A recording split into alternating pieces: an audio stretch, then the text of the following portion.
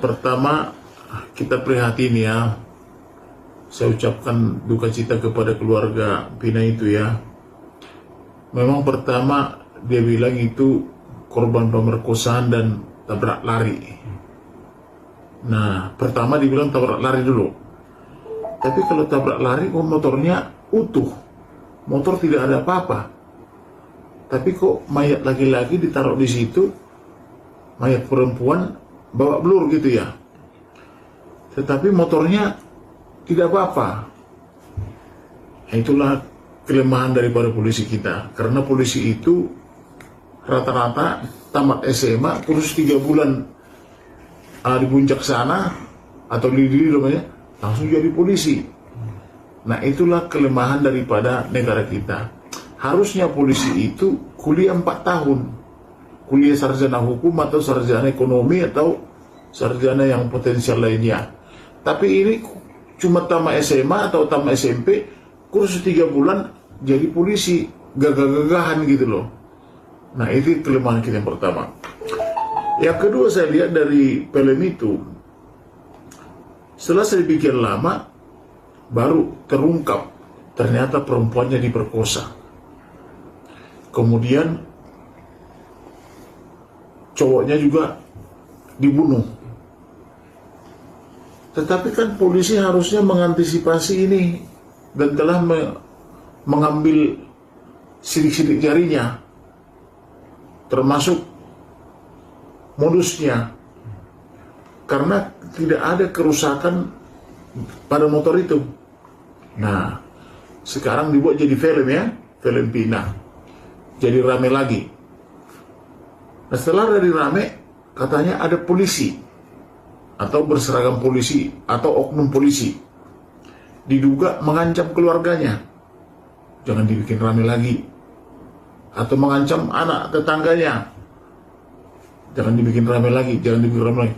Nah, ini harus ditangkap karena ini mengetahui ini yang mengancam ini. Jadi orang-orang seperti ini harus segera ditangkap. Lebih bagus Indonesia mati kita bersama daripada membiarkan hidup seperti ini. Gitu loh.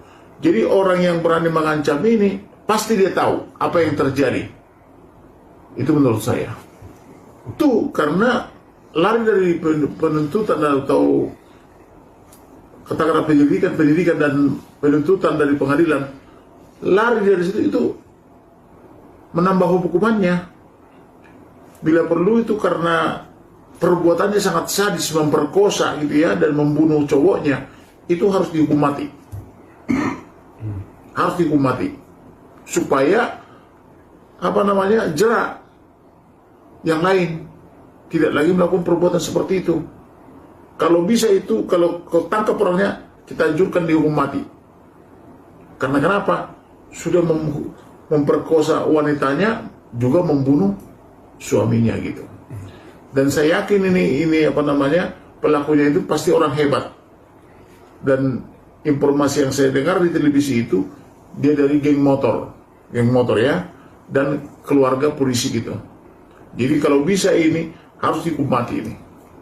Dia merubah wajahnya, misalnya merubah wajahnya, merubah polanya, saya yakin sidik jarinya pasti sama.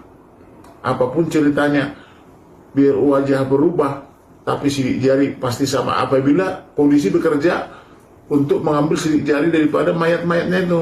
Gitu. Memang benar, no viral, no justice. Apa-apa kalau tidak diperalkan, polisi kita ini tidak bisa bekerja. Maka untuk seperti saya minggu lalu di Medan itu, bagaimana preman-preman mengelola TNI, Polri dan Satpol PP, kan prihatin kita. Kok bagaimana itu preman-preman itu yang di Medan bisa memerintahkan TNI, Polri dan Satpol PP? Maka saya datang, tangkap, saya bilang. Saya suruh dulu klien-klien saya itu melapor. Saya kunjung ke rumah sakit, saya kunjung ke polsek itu. Di polsek itu kayak bos dia. Sudah membacokin tangan orang, bukannya diborgol. Masalah saya anak-anak saya ngomong-ngomong begitu. Tangkap ini, nggak boleh keluar, saya bilang. Maka baru dimasukin penjara. Kemudian di Polres, sudah 5 bulan.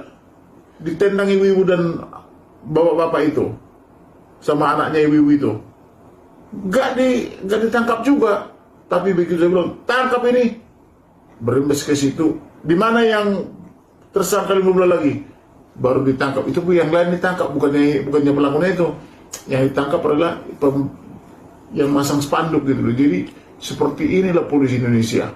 Harusnya kalau polisi kita profesional dan modern dan terpercaya, tidak perlu lama-lama. Bayangkan itu polisi itu sampai 5 tahun, 7 tahun itu berkas gitu. Jadi polisi itu adalah jadi tukang tulis buku, mencatat. Untuk apa itu berkas dicatat-catat?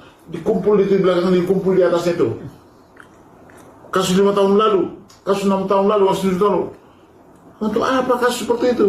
Kalau misalnya ada pelaku, coba catat gini, kasih ke polisi, sampai di pengadilan, catat kasih ke jaksa, bawa ke pengadilan, gitu.